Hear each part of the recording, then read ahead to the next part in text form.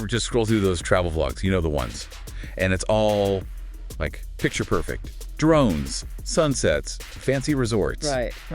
And it's like, oh, okay, that's cool. But it's not exactly real life, is it? I mean, travel's messy, it's unexpected. That's kind of what makes it fun, right? Definitely. I think there's something to be said for those authentic travel experiences, the ones that don't always make it to the gram. Exactly. And that's why I was so jazzed to stumble upon, well, this show, Baba Chi-Chi's Big Adventure. Oh, okay, yeah. It's a spin-off, actually, from this YouTube travel series, GoingGoing.BackBack. We are GoingGoing.BackBack. Yeah. So you already know, like, the foundation of the show is going to be these real, unscripted moments. Yeah. No pretense, just genuine experiences, which is great. Sounds refreshing, yeah. So what kind of adventures does Baba Chi-Chi get into? So episode 3, Flood, really caught my attention. Baba Chi, he gets this call from his friend Nick in Chiang Mai, Thailand. And Nick's dealing with, well, his home was hit by these crazy floods. Some of the worst Chiang Mai's seen in decades, actually. Wow. Yeah, the 2024 Chiang Mai floods, those were devastating. I remember reading about them. Widespread damage, displaced communities really highlighted the region's vulnerability to climate change. It's wild, right? Yep. Like, you're going about your life, and then, bam, nature throws you a curveball. Absolutely. And it throws into perspective just how quickly things can change. Totally. And that's what's so compelling about this episode. It doesn't shy away from the reality of the situation. Baba Chi goes over there, and you see him with Nick, wading through the aftermath.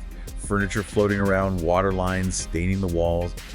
It's a lot to take in. It sounds like the episode really captures the raw, emotional impact of a natural disaster. It does. But then it also injects these moments of, well, almost humor. Like you see Nick, he's clearly overwhelmed, right? He needs an extra hand or 10. And in the middle of it all, they cut to Baba Chi-Chi and he's dozed off. Wait, what? He fell asleep. Out cold.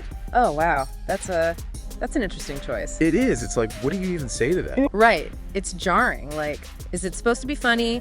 A little dark humor, maybe? Or is it more about how differently people process stress? That's what I was thinking. Yeah. Because on the one hand, it's like, how can you sleep through this?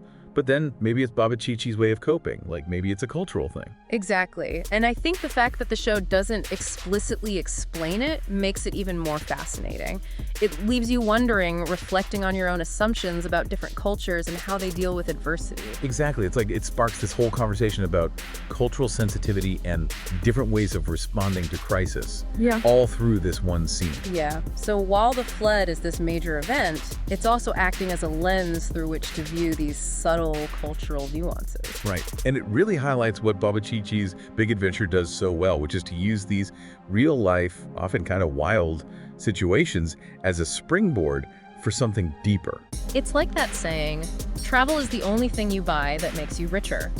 And in this case, it's not just about the destination, but the experiences and the people you encounter along the way, even the unexpected ones. Definitely. It's a refreshing change from those polished travel shows. Yeah, makes you want to book a ticket, not to escape reality, but to dive headfirst into it. 100%. So, to anyone listening, if you're feeling a little burnt out on those picture-perfect travel shows, Baba Chi-Chi's Big Adventure might just be the breath of fresh air you need.